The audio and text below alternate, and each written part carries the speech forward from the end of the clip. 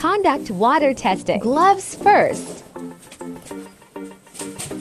But first, you must secure that there's no leak. Tighten the thread using pipe wrench. Use other pipe wrench as a leverage. Huwag hapigadoy.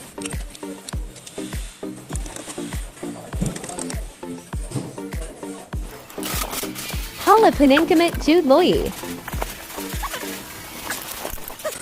Now install the connector pipe so that we can test both pipes at the same time.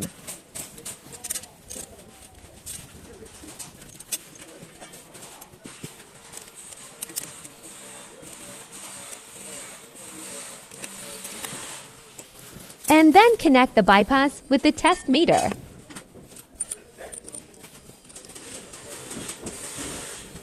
Water is ready and voila, ready for test.